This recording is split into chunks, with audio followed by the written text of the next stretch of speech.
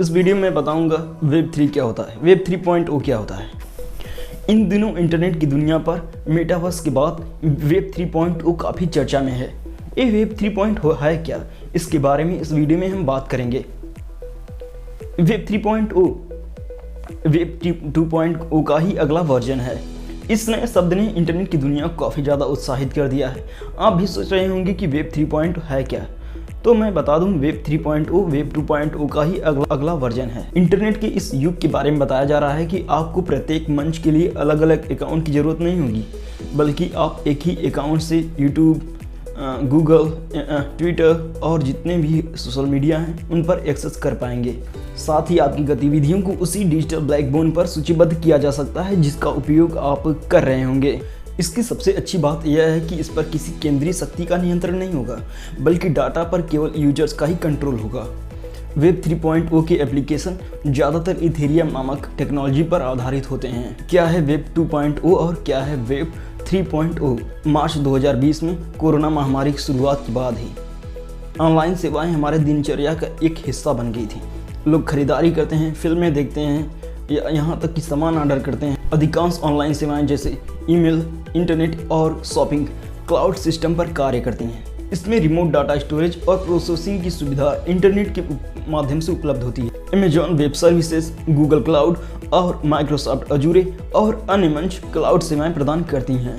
इसका मतलब यह है कि कोई भी जानकारी जो यूजर्स ऐसे प्लेटफार्म पर साझा करते हैं उन्हें ऑनलाइन सेवा द्वारा उपयोग किए जाने वाले क्लाउड प्रोवाइडर्स के पास स्टोर किया जाता है। इंटरनेट के इस वर्जन को वेब 2.0 कहा जाता है, जिसका आजकल हम उपयोग करते हैं। वेब 3.0 इंटरनेट का अगला वर्जन है, जहां पर सेवाएं ब्लॉकचेन विधि द्वारा चलेंगी। इन दोनों के मध्य मुख्य अंतर यह है कि क्लाउड को गूगल, अमेजॉन और एप्पल जैसे दिग्गज और ऑन प्रोमाइसेस कंपनियों या संगठनों के द्वारा नियंत्रित किया जाता है या सेंट्रलाइज्ड होता है। वहीं वेब 3.0 में ब्लॉकचेन के जरिए डाटा को पूरे नेटवर्क में वितरित किया जाता है।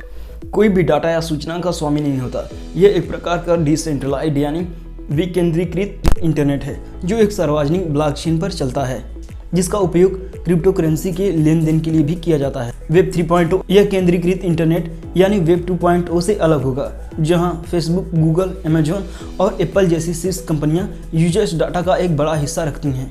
क्रिप्टो करेंसी के लिए वेब 3.0 महत्वपूर्ण होगा। वेब 3.0 का सबसे अच्छा उदाहरण नॉन फंजिबल टोकन यानी NFT है, जिन्हें क्रिप्टो सिक्के के प्रयोग से खरीदा जाता है। अब इस क्षेत्र में अमिताभ बच्चन और सलमान खान जैसे बहुत सारे लोग एक्टिव हो रहे हैं। क्या बदलेगा वेब 3.0 से?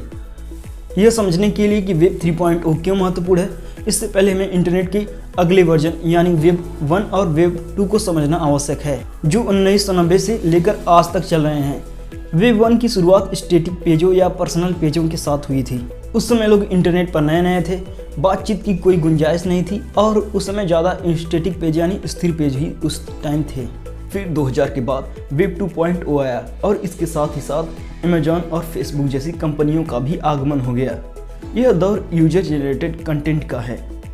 इस टाइम वेब 2.0 ही चल रहा है। जाने या अनजाने में जो यूजर वीडियो और तस्वीरें खोजते हैं, खरीदारी करते हैं या किसी चीज़ को अपलोड करते हैं, वे बड़ी मात्रा में कंटेंट या डाटा उत्पन्न करते हैं। यह डाटा उन कंपनियों के सर्वर में स्टोर किया जाता है जिनसे हम इंटरेक्ट करते हैं। इसका मतलब यह है कि बिचौलिए यूजर्स डाटा के संरक्षक बन जाते हैं और विज्ञापन के द्वारा लाभ कमाते हैं।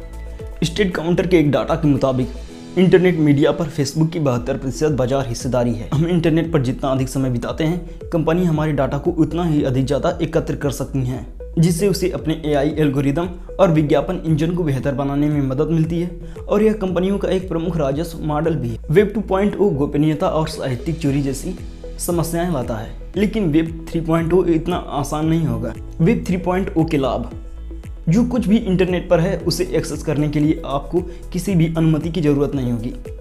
और दूसरा लाभ यह है कि कोई आपको ब्लॉक नहीं कर सकता या आपको सेवा तक पहुंचने से वंचित नहीं कर सकता। ट्विटर वेब 2.0 में किसी भी ट्वीट या ट्विटर अकाउंट को ब्लॉक कर सकता है या सेंसर कर सकता है, लेकिन वेब 3.0 में ट्विटर किसी भी ट्वीट को सेंसर नहीं कर सकता, क्योंकि यह डिसेंट्रलाइज्ड होता है। वेब 3.0 की सीमाएं: वेब 3.0 में ट्रांजैक्शन यानी लेन देन धीमा होगा क्योंकि यह डिसेंट्रलाइज्ड है। वेब 3 एप्लीकेशन के साथ इंटरेक्ट करने के लिए अतिरिक्त स्टेप्स, सॉफ्टवेयर और एजुकेशन की आवश्यकता हो सकती है और यह इसे अपनाने के लिए एक बाधक के रूप में भी सामने आ सकता है। आधुनिक वेब ब्राउज़र में इंटीग्रेशन की कमी वेब 3 को अधिक यूजर्स के लिए कम सुलभ बनाती है। अगर आपको ये मेरा वीडियो अच्छा लगा हो, कुछ जानकारी मिली हो, तो इस वीडियो को लाइक करना ना भूलना, शेयर करो और सब्सक्राइब और कमेंट भी कर देना। Bye, thank you.